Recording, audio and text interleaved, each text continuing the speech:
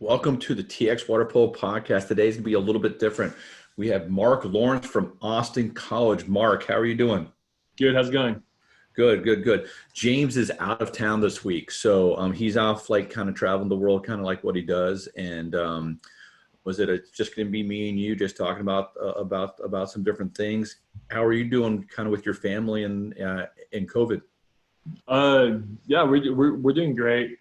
We've been pretty much hermit crabs this whole time. So took this opportunity to update our house and do a bunch of errands and take care of our puppy. So our family's expanding in about 7 weeks.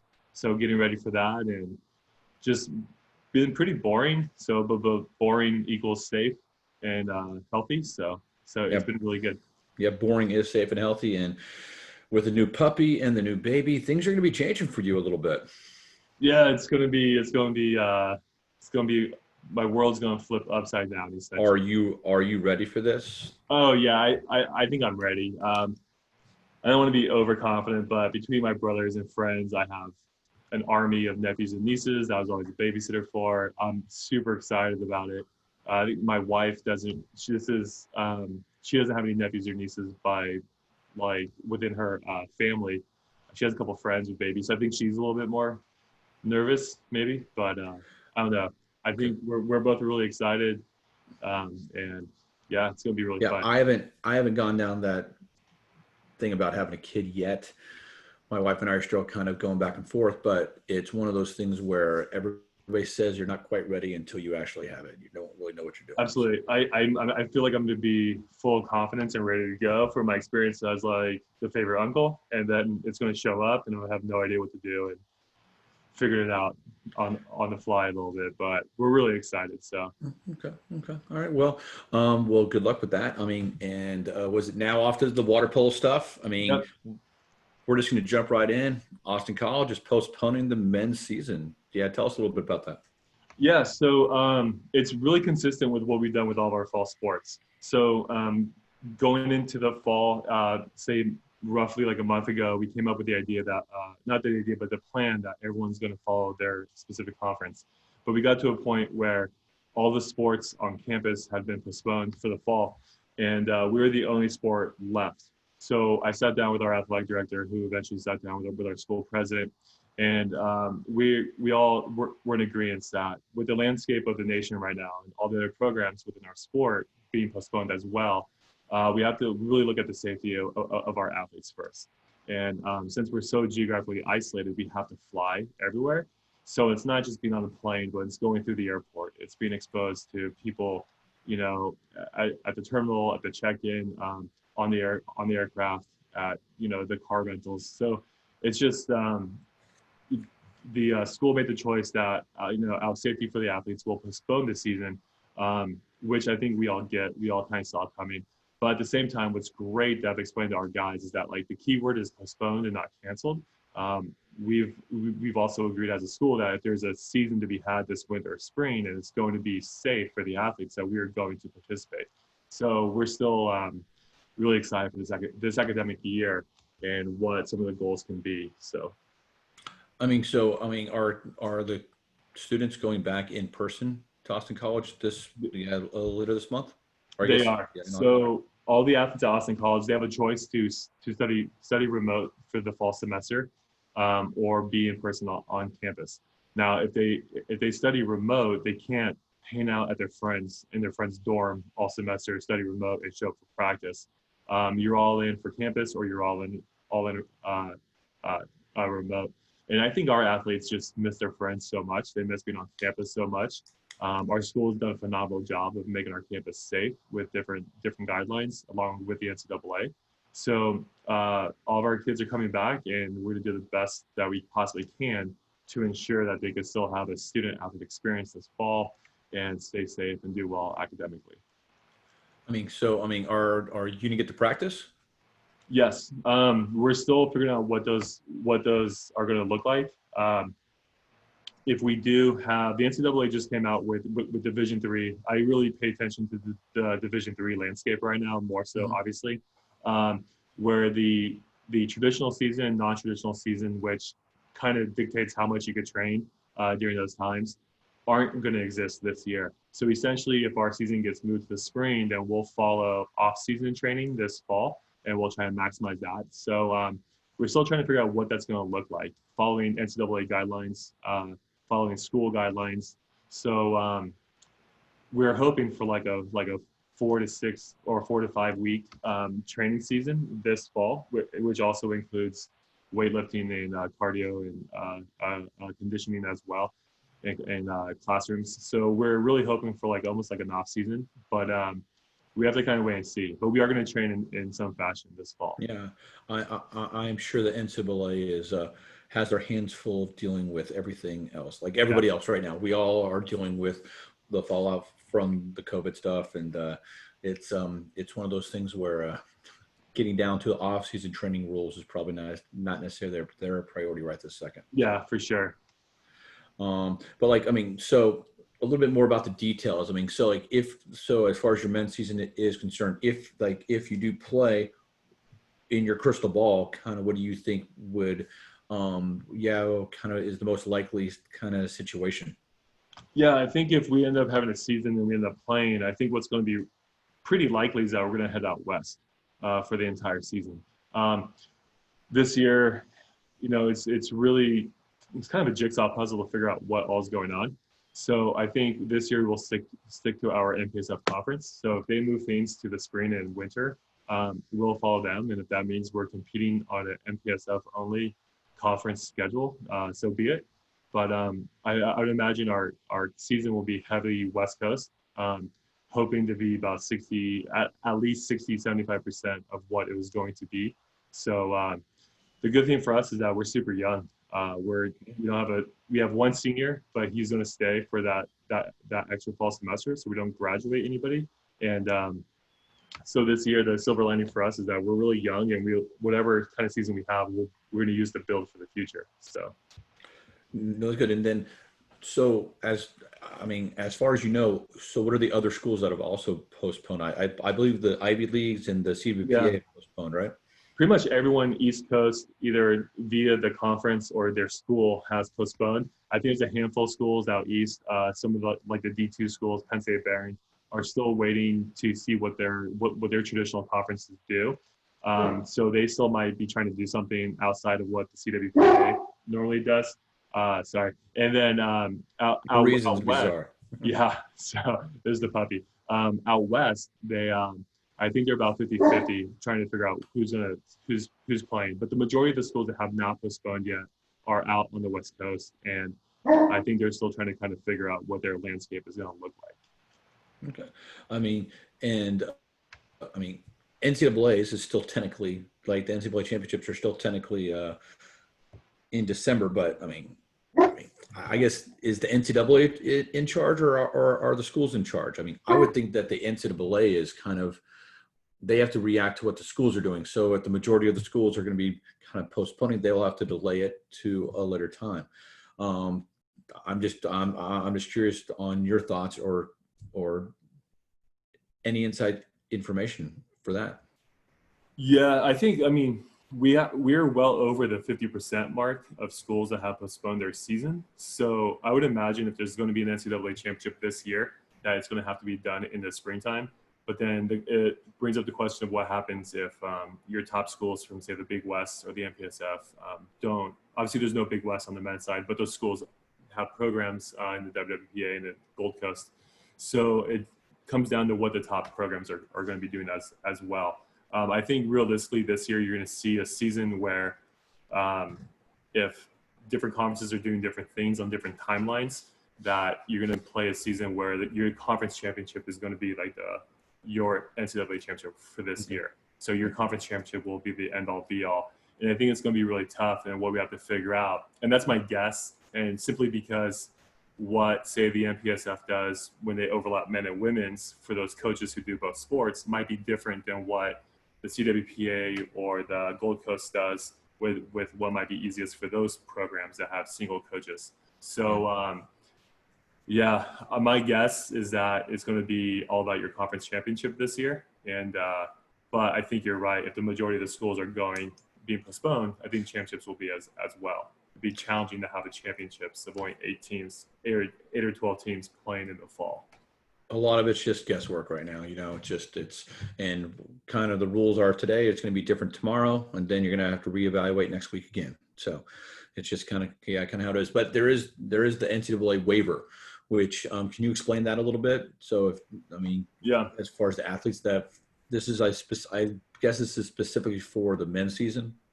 Correct. Yeah. All the women from the spring got the NCAA waiver. So they got to play a partial season, but they'll get that season back. For the men, essentially, as I understand it, for the Division III level, if we played less than 50% of our season due to COVID, then we are going to get a waiver for those athletes. So essentially, the NCAA rule is you have 21 play dates to play as many competitions as you want. So the amount of games don't really matter. It's all about the actual play dates. If we played 10 or less play dates, then our guys should be eligible for a waiver to where they could carry that on to during grad school or whatever they choose to do with that. So that's our understanding of the waiver right now.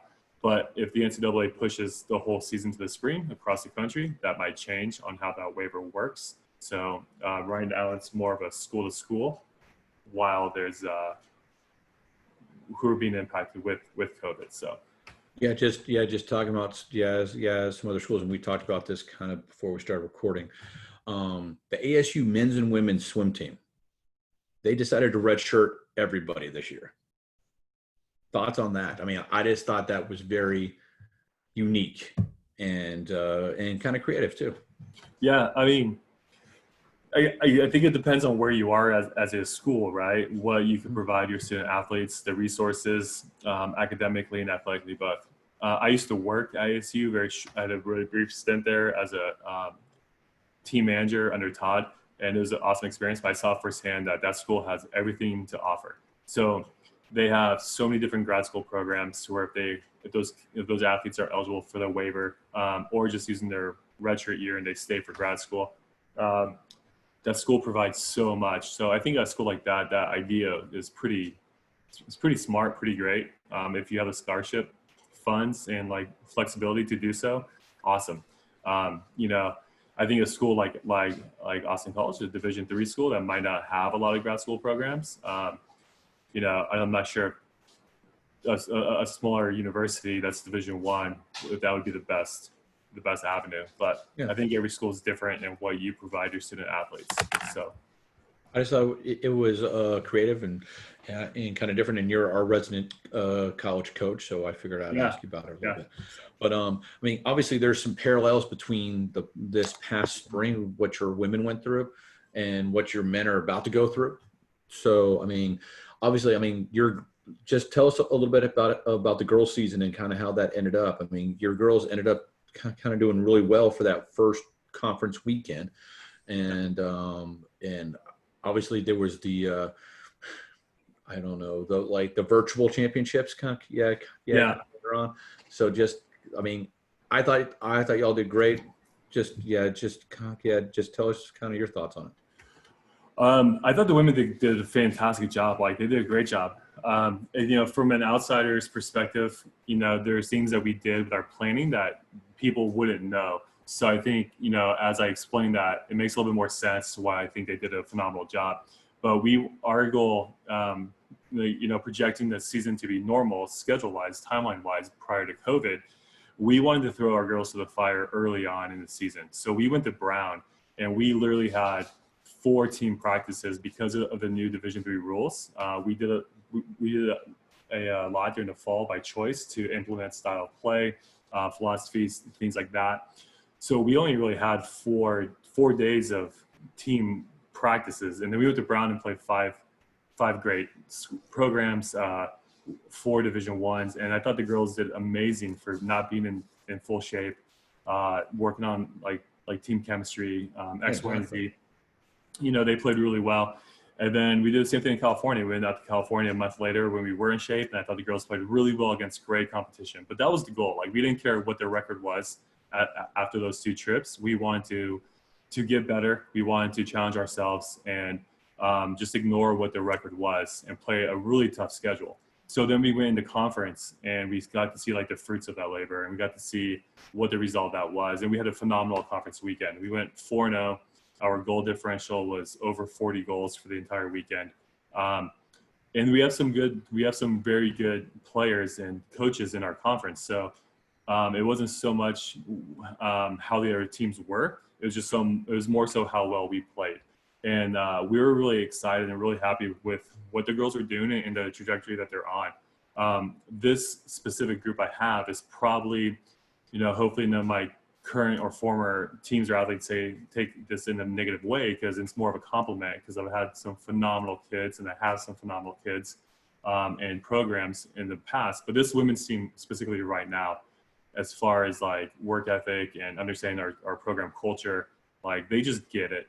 They really understand it. They do a phenomenal job every day in practice, and everyone's extremely selfless. So they just really embraced what we're trying to do as a program. And I thought our conference weekend really showed. And it was really heartbreaking that our season ended. But up until that point, I thought we were having a really great season. So.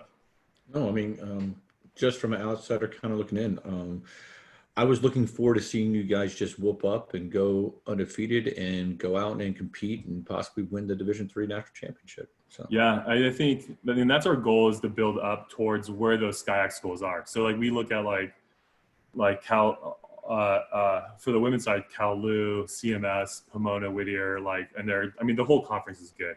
So we're trying to catch those programs, and I think we're on the right path. One thing we're really proud of that I don't think got talked about, I think it got lost in COVID a little bit with everything going on.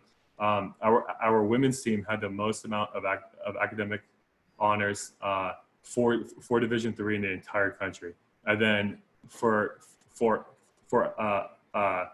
athletic honors, we had as many as anyone else in the entire country. So like academic all Americans, athletic ones, we were either first or tied for first in both categories. So it's something that we're just extremely proud of. Unfortunately, I can't get out the All-American part. 3 A's in a row is challenging for my stuttering, but hey, I'm right there with you. People are going to struggle getting through this podcast. But, I have my own ums and ahs myself. Yeah, so. for sure. So no, but it's something that we're really proud of, to be at the very top for academic honors, to be tied at the very top for athletic honors, to have a sophomore make first team. I know it's a shortened season, but at the same time, something that we're just extremely proud of. So. No, and congrats to the success. I kind of wish you the best of luck. Kind of once you get back to school and practicing and playing, hopefully this school year. One thing that you're going to have to deal with, that everybody has to deal with now, are the new NCAA rules. Yeah. For those that are listening and don't know kind of what we're talking about, there were new NCAA rules that were passed this past May, and it's basically the USA water polo rules. For the majority of them, there's a couple kind of little things kind of here or there, but thoughts on those rules now being played in college? I think there's a difference between like initial thoughts, reading the rule on paper, and then seeing how it's implemented in the water, and seeing how it's going to, because it's not going to exactly play out the way that you read it on paper. But I'm pretty excited for it. I mean, I'm a defensive coach first. I was a defensive player first. I played for defensive minded coaches, and I'm never really a fan when we alter the rules that create easier goal opportunities. But at the same time, I think no matter how we alter the rules, we saw this with when we moved 7 meters up to 5 meters. I think coaches in defense always catch up. So now that I've taken that approach, that the defenses will always kind of figure it out and catch up a little bit, I'm pretty excited for it. I'm really curious on how new goalie rules are going to work.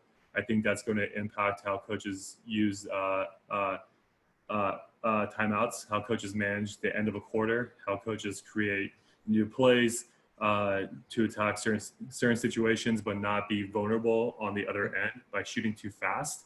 I think it's going to have a huge, obviously it's going to have a huge change and impact on how the end of the game is going to be handled in a close game. So I think that's what I'm super curious about and super interested in. And I'm pretty sure that I'm going to go into these games with a great philosophy with these new rules, and I'm going to see the rules implemented in person, and I'm going to be like, okay, crap, like how did some of these better programs adjust and what kind of adjustments we need to make? But I'm pretty excited for them. Just see, there's no reason to fight it, so we might as well just figure out how we adjust as well as possible. And Well, I mean, it's going to be an adjustment period for the players, the coaches, the yeah, referees. Now, the good thing is these rules aren't like just brand new. They yeah, have been used internationally for a couple of years. They have been used as far as USA Water Polo for a year or so. So, I mean, there are going to be kids that have played them before. There's going to be kids that have, or like, there's plenty of game tape out there to watch and see how different people do, yeah, like the yell at the end of quarter or at the end of game, kind of yell like they pulled the goalie out. I was a little skeptical at first with the new rules. I mean, and then, I watched some games last fall and, or I guess not last fall, but the year before that. And I started kind of coming on board a little bit. I really didn't get to watch too many games in person because USA Water Polo didn't really decide to implement all of them in 2019. So I went and saw the ODP in person this past January, and it wasn't that big of a difference. I thought it was going to be a larger difference, and it really wasn't that big of a difference. Now, that just might be the coaches haven't figured out how to use them yet, and such. But, there's just the little things to make sure that you put the ball in play. yeah. And I think that's the rule that's going to be the most beneficial is like, okay, after a foul, how do we define making a water polo move that makes the ball live? Because, it's kind of funny. Like I put my foot in my mouth, which I do all the time with the referees. And then normally I realize I'm wrong after the fact. But We all do. when I was, when I was with Navy, we were playing UC Davis, and Amber is one of the best referees in the entire nation, obviously, and then more so. And she and I had a great conversation after our game about what signifies making a ball live after a foul. What kind of arm motion, wrist motion, things of that nature. But it seems like every referee has a different kind of perspective of it. So I think now with the new rule, that's going to be more streamlined, which is going to be great because I can tell you what we experienced in the Midwest this spring with our women's team was not the same with what we experienced with them out in California as far as that specific rule. So I think clarification on that's going to be really great. And a lot of the coaches quite know that went overseas, a year or two ago when FINA first adopted some of these rules. They weren't sure what they thought when they read it on paper, but once they started coaching games, they absolutely loved the new rules. So I'm really excited for it and see kind of. Well, as far as that one specific thing, and I think you just kind of described this, but that putting the ball in play and what's a water polo move is now, instead of a big gray area up for interpretation, it's more black and white now. Yeah. And to me, that gives the referee one less thing to think about. And 100%. And if the referees can be a little bit more on task and they just know I do this, it's X and Y, as opposed to, well, maybe, I don't know. I think that's going to make for a better game for everybody, including the referee. I mean, anything to make it a little bit easier for like everybody to understand is going to be better. And I mean, it's just that, I did see at the ODP championships back in January, this was the first time a lot of the referees were kind of roughing the new rule, right? So it was if they did, like, if the player kind of came up and they did not make that pass right away, it was a turnover. So it was like, okay, we get that. I get that. But you got to give them a little bit more chance. I mean, it was even to the ball coming over from, like, after the ball kind of shot over the goal, the ball comes into the goalie, and the goalie has a hand on the ball, and then they're not making a pass right away. It's a turnover. Well, okay, that's not necessarily the meaning of the rule, but I mean, so it's going to be a little bit of an adjustment period. But I think it makes the game a little bit faster, a little bit easier. You're going to have to be a little bit more creative on defense. Yeah. Absolutely. Obviously it's going to create a lot more movement. You have to be like the players that have the better technique, especially, like if your hands are down, okay, you're going to get kicked out. You're going to get the penalty shot. You're going to get this, especially inside that expanded kind of like, scoring zone that they have now. It's just that, but I think it's going to bring some fun back to the game a little bit too. So. Yeah, absolutely. And it's definitely going to open up more 2-meter play, which I think I'm biased. I was a guard in college, and when I played overseas, I was a center. So I'm a little bit biased, I guess. But opening up that 2-meter play, I think, is the most exciting part about front court offense and defense both. So being able to, with the new rules, to open that up a little bit more on both sides and let those players really showcase and compete will be very exciting. So I think that's definitely your center side coming out, because your center defender is going to want some help sometimes. So yeah. But there's only one rule that I just don't like on the new rules, and I just don't like it. I just wish that they would have come up with some sort of creative solution for it. But this is me just basically everything that was 5 meters is now moved out to 6 meters, except for one thing, the penalty shot, which is still going to be at 5 meters. So as a person that puts on events, you're like, oh, we still have to figure out the cone for 5 meters. It still has to be there. We have to get new lane lines. I don't know. It's like, why couldn't they have come up with a creative way to do a penalty shot from 6 meters? Yeah, I mean, I think that's a great question. Like, I personally think, I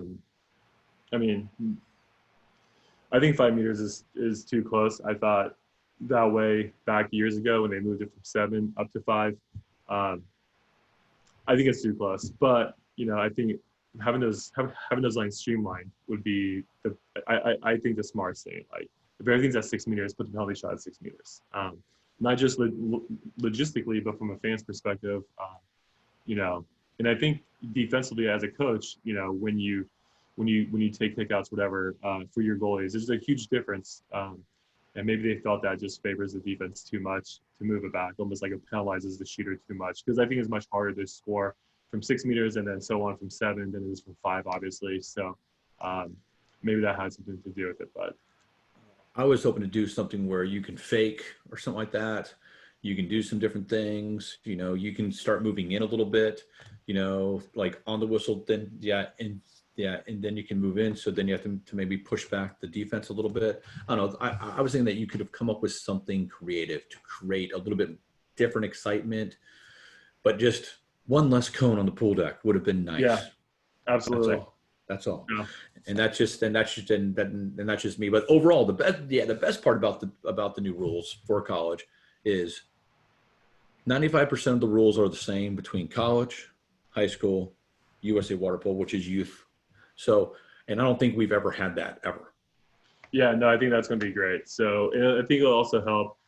I think across the board, we do a great job of developing referees. I think the biggest challenge with that is not having consistency as you develop them through the different ranks. And, we talked about this just within like Texas, in the past.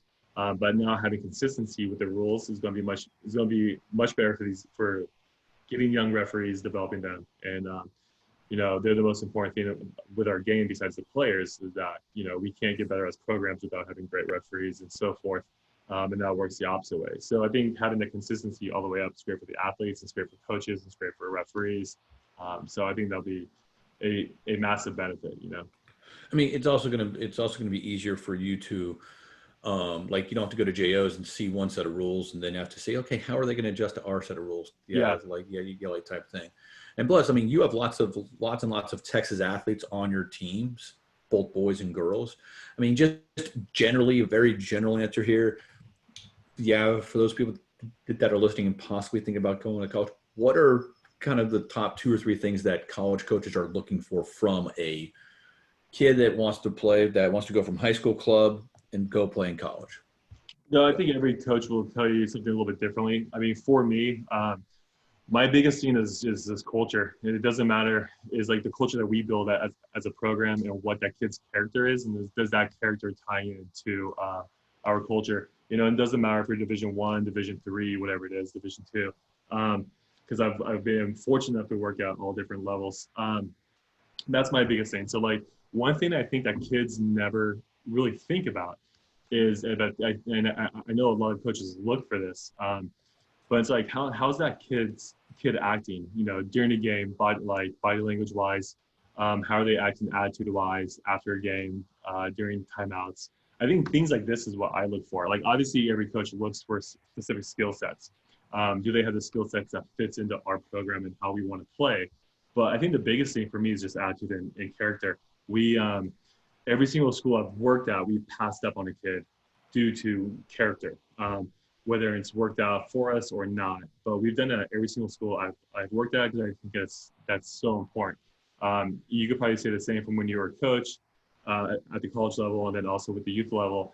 We've all been a part of programs that have overachieved because those kids are phenomenal character-wise. Yep. We've all been a part of programs that were phenomenal talent-wise, but heavily underachieved because they couldn't figure it out character-wise. So for me, I always look at interactions that they have with coaches during a game. Like if they call a timeout, there's a quarter break, like are they engaged, or are they floating on the lane line 2 feet away, spitting water? After a call that they don't like, good or bad, like what's their body language like? Are they winning and losing with class? And one of the things that I always love to see is I guess is a hard thing, but hard way to put it. But like after a kid loses a really emotional game, a really important game, how do they handle that? So like you go to JOs or like Texas State Championships, a lot of times you'll see like the overbearing mom comes over to the kid after they just had a heartbreaking game. Like how do they interact with their parents or their peers or their coaches in that moment? Are they kind of losing the class? Are they, because it's okay to be heartbroken, it's okay to be upset, but how you channel that emotion, I think, is something that I learned from one of the coaches who I really look up to. That's a point that we watch. In the Texas State Championships, I could probably say there's been 2 kids that we didn't have that much interest in, not because they weren't great players, and I'm sure they're great kids, but how they interacted after heartbreaking losses and how they treated other people on the pool deck in the first 5 to 10 minutes. For me, it was just like, cool, we're gonna go find someone who will fit in better. So I think that's a great message for kids, is like, when you think you're not being watched because the game's not taking place, you're still being watched. And I think that's a great message for kids that they don't think, and I think coaches don't think about that. So like if you're in a timeout break, if you get 2 kickouts and you get put on the bench, like, are you pouting in the back and being not caring, or are you sitting front row and you helping your teammates verbally and supporting them like emotionally? Are you engaged in timeouts? Are you respectful on the pool deck? Even to parents, just things like that is what I watch for. Coaches are always watching. Coaches are always watching. 100%. And it's not just even at games and stuff. It's also on recruiting trips and such. I had a couple girls, this is back in my Houston days, that got recruited to an East Coast school, and they were on a recruiting trip. And I was talking to the coach afterwards, and he was just he goes, we were interested, but yeah, but we're not now. I go, what happened? He goes, well,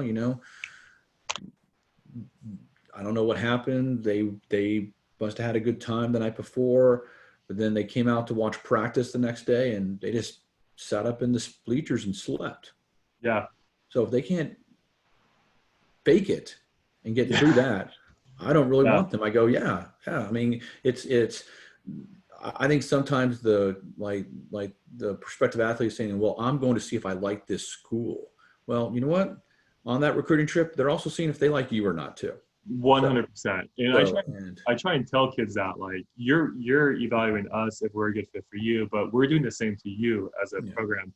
And like, this was a little bit more minor, but our first year playing here, we had 2 athletes who came in, and when they were literally here having meetings with like academic reps, myself, players, like Q&A, we were literally having a one-way conversation while they're just on their phones texting friends and like doing whatever they're doing.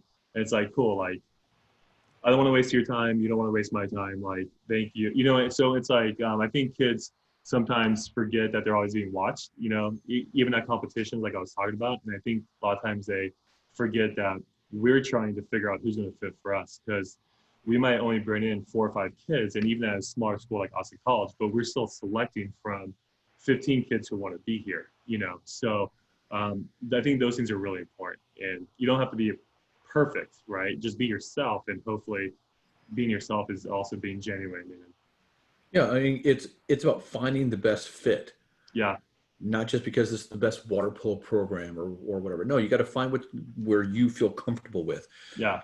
And that's not just the athlete, but it's also, you got to bring in people that you feel comfortable with as a coach. And I mean, and I cannot agree with you more as far as the chemistry is concerned, the intangibles, because those things add up and they are going to be big, big, big. And I mean, and as far as in the pool play is concerned, the one thing that I tell all the athletes, besides all the other stuff that you just mentioned, is you better swim hard on offense and defense, and you better know how to play defense.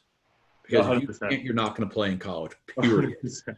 And I go, you better be like, I mean, it's like, well, I only do center defense. No, you don't. You better know how to guard, like kind of come over your hips and swim with the driver, or kind of know how to do a 24 split, or know how to do a 4-5 drop, or whatever.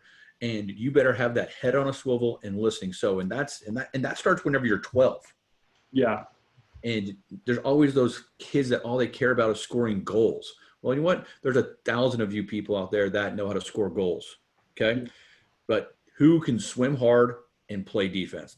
Those win water polo games. Yeah, 100%. And like, we've had this conversation about kids, like a couple specific kids in Texas, not necessarily that were coming to Austin College, but we were watching them play and seeing where they might end up, and maybe why they didn't go to one school, and why maybe they dropped to like a different school in their mind. But I think a lot of times is those things that like coaches look for. And it's like, if you're a defensive center, like, are you sprinting from 2 to 2? Like, are you driving that center? Are you only working hard in one aspect of the game because that's your favorite? Are you facilitating for other people? Or like, what are you doing away from the ball? And is that action important to you? And I think those are like a lot of things that like kids and sometimes coaches don't even think about, but college coaches look for. Like, we need six people in the water at all times are going to sprint up and down and play fast and play hard, and not fall asleep and not care about one thing. We'd rather have, I don't want to say rather have, I guess, but it's always great to have 6 people who could create and facilitate and work hard together in the water versus one person who's just good at shooting the ball hard and that's it. And we've had some great conversations about that, comparing maybe 2 teammates you were on one team, or saying why did this kid not go to say like a bigger program, and a lot of times it just comes down to really small details. I mean, and I can agree more. And you said something in there that I think will just kind of sum it all up. Do you care? Yeah. And the coaches can see it.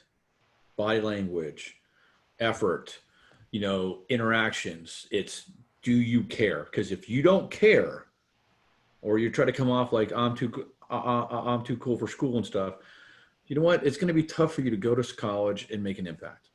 Yeah, for sure. And not supporting like teammates when they have success because you're upset because you're having a bad game, or you didn't get the state team that you were hoping to get, or whatever the case is. Like, especially in a place like Texas, it's such a not small community with the amount of people that play. I mean, small community in the sense where almost everyone knows everyone, and Sure. to ODP and the amount of all these high level tournaments in the state. A lot of times these kids, even if they're from different cities, they're still friends through competition. And it's great to see when kids like support each other, when they're super positive, even versus kids who kind of choose to go down the opposite way and have a pity party or be really negative. So these things are all so important. So Yeah.